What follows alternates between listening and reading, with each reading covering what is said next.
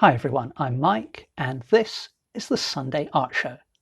Each Sunday I post a video and this could either be a real-time demo, it could be a tutorial, it could be a plein air adventure, or sometimes a combination of all three. I paint quite a wide range of subjects including animals, landscapes and portraits, and I use a reasonably wide range of media as well, including conventional acrylic, interactive acrylic, watercolor, ink tints, pencil, biro, alcohol markers, Sharpie markers, and sometimes I just combine all of these. This week's video is actually a viewer request video to paint a speckled Sussex hen. And this request came from the Poultry Parade. So go and check out the Poultry Parade on Instagram and give them a follow. Some really wonderful footage and photographs of different kinds of chickens. Really cool little account. So today I'm going to be painting Joy, known as the Wonder Chicken, and she actually has her own Instagram account, so you can go and follow her Instagram account as well, please. Say a little thank you for the suggestion and for supplying some wonderful reference photos from which I did these 4 quick sketches just to kind of get a feel for my subject. But let's get painting for the main painting of the day.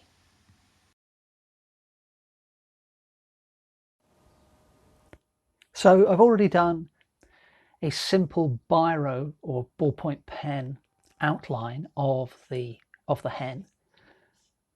I've used blue here, and this is on top of some A2 watercolor paper. And then you can see I've used a soft blended background, and this is also watercolor. So I've used some alizarin crimson, cadmium yellow deep, and ultramarine blue. And you can see I've just kind of blended those colors into the background, working wet and wet, and I've just let that dry completely. But what I'm going to do now is switch to using some interactive acrylic. So I've got some ultramarine blue, some cadmium yellow light, some permanent alizarin, and some tinting white. And I'm going to use those 4 colors to start to work on the bird.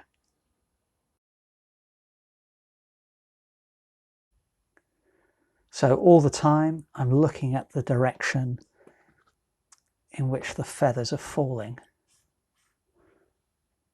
And then my plan for later is to, I'm not going to try and describe every single feather or the pattern on the feathers exactly.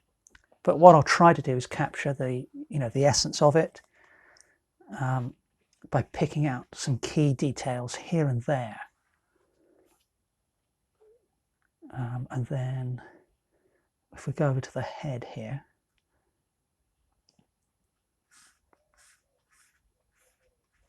I can just dry brush in a little bit of darker color there.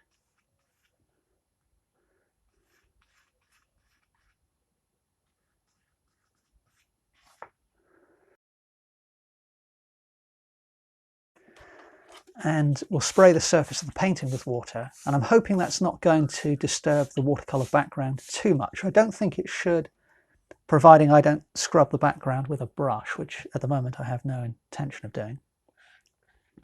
And that's going to allow me to blend these interactives as I apply the lighter color. Just got a bit of dry paint there or something. Let's just get that off. Come on. There we go. Now that's not quite light enough, so I'm going to add a little bit of tinting white to the mixture, and we'll see how that looks. That's a little bit more like it. So what I'm doing now is I'm just squinting at my reference, and I'm ignoring the fact that I'm painting feathers. I'm ignoring the fact that I'm painting a hen. I'm just trying to look at it as, within that silhouette shape, where are the patches of a lighter brown? And then within those patches, if I look at the texture or the general fall of the feathers, just keep that in mind so that the feathers are going this way here, and then they're curving here as they fall across the body. I could perhaps put a little bit in up there as well. A bit more under the chest. Even a bit there, I think.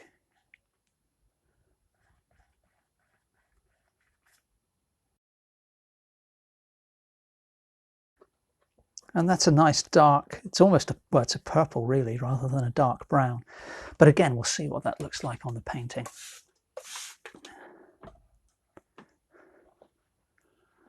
So I'm sticking with the same brush.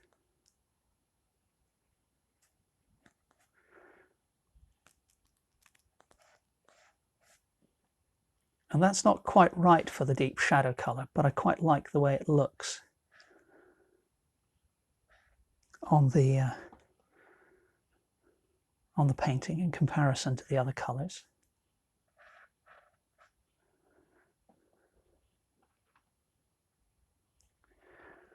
And I think I want to use this fairly sparingly, because there isn't too much super dark going on, but there is a little bit back here, so we can add a little bit in.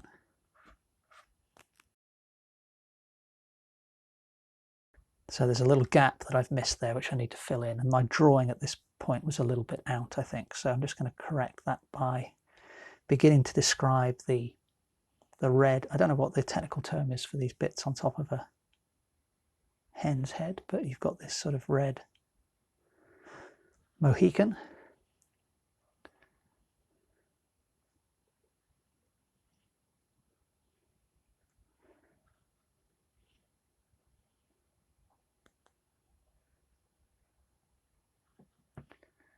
So again, at this stage, I don't have to describe it absolutely perfectly, but I just want to get the essence of the shape in place.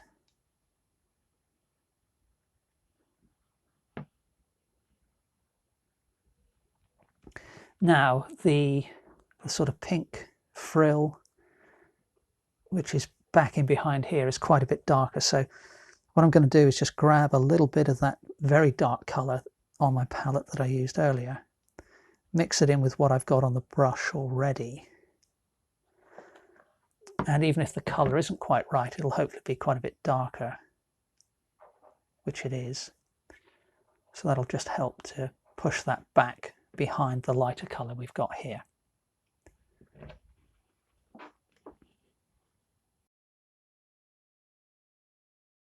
Well, I'm pretty confident there's some iridescence, so some changing of the colour with angle as you look at these feathers. So kind of like a pigeon's feathers, they change with colour depending on the lighting and the viewing angle. But I can't remember whether there was any green in there. But regardless of whether there was or not, I quite like the way the green is looking on the painting. So what I can do, you see, I can drag through lightly with the tips of the brush, and that will give me some mixing to create some green. But if I want to put down a patch of purer blue within that, I can lay the brush down flat and just gently get a bit more of the pure blue showing up.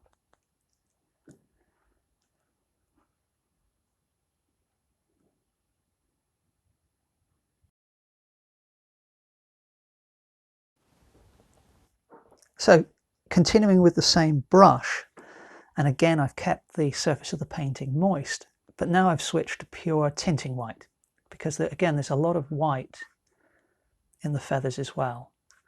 But it's very much, you know, this is a speckled Sussex hen, I believe, and you know, as the name implies, there's a lot of speckling in the patterning, and that's a huge amount to try and capture every single speckle, as it were, you know, would perhaps take a lifetime. But with a bit of wet in wet and just applying the brush in different ways, we can begin to suggest that patterning. And what I plan to do later in the painting is I will, you know, let all of this paint dry completely, and then later on I'll switch to using titanium white, and that will allow me to enhance the brightness of some of these colours, you know, perhaps the blues and some of the coppery browns, and indeed some of the whites that I'm putting down now.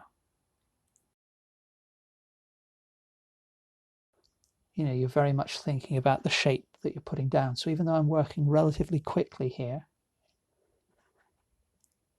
I am continually looking back and forth between my painting and the reference. And I'm looking at the, as I said, the density of the lighter marks,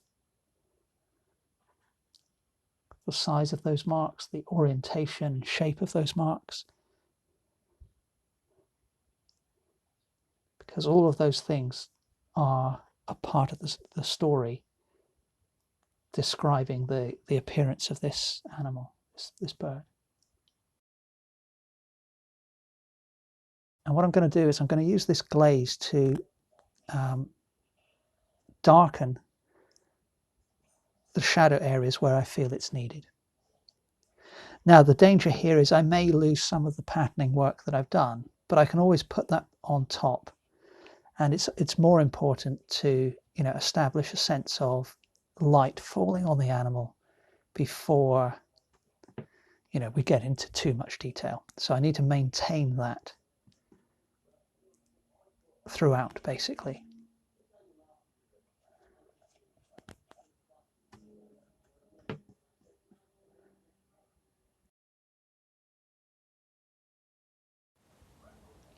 And while that blue is drying, I can take that opportunity with a slightly thicker mix of and a slightly bluer mix of the same color to just do a little bit of drawing. So convention says that, you know, we draw first and then we paint, but I quite like alternating between the two. And in particular, I want to just refine the drawing that I've got here, which is very, you know, basic at the moment for the feet and the legs. So, you know, I quite like having little bits of outline showing on some of my paintings if that's going to enhance the final image.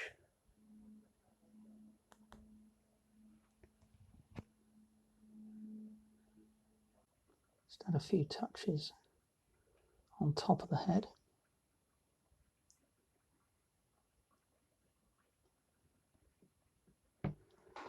And then keep the surface of the painting wet there. Pick up some of the tinting white and add that to the same colour.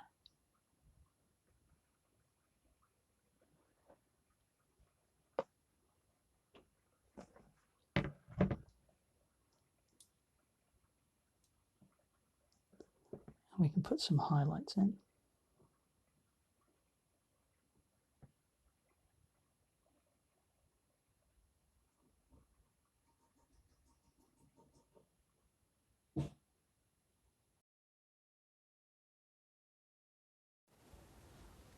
Now I've actually just grabbed some pure cobalt blue, and I'm just going to add this on with a 1-inch flat.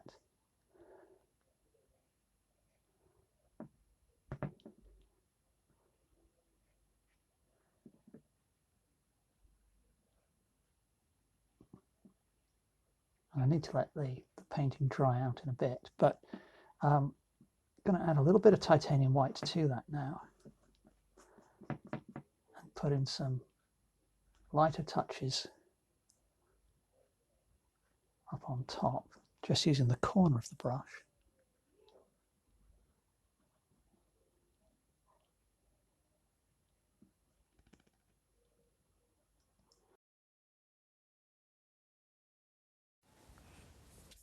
I've just grabbed some tube orange to use that on the eye, because I kind of feel the need for a little bit more of a pop of colour.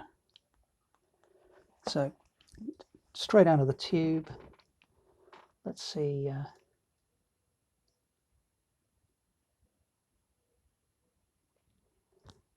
then having mixed that in with the white,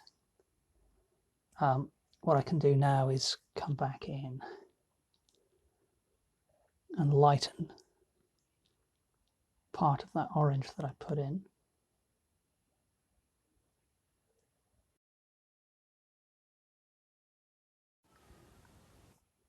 And I've actually switched back to the liner brush, and I'm going with that light orange again. I'm just going to try putting a few licks of that in the plumage, because I think that's going to help make the colours sing.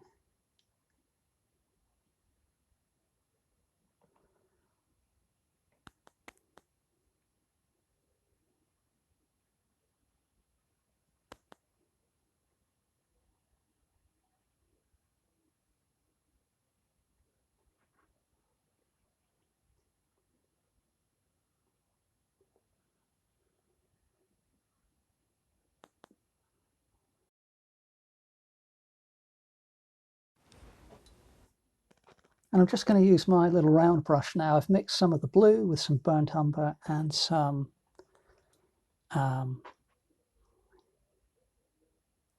alizarin.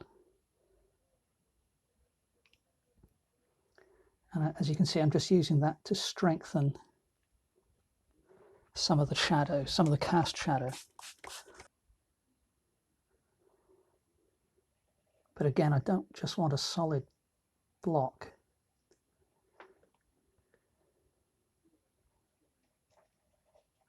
Of color. So, you know, because obviously the hen is walking across, in this particular case, some grass and some earth. So it's not going to be a solid block of shadow. There's going to be quite a lot of texture in there.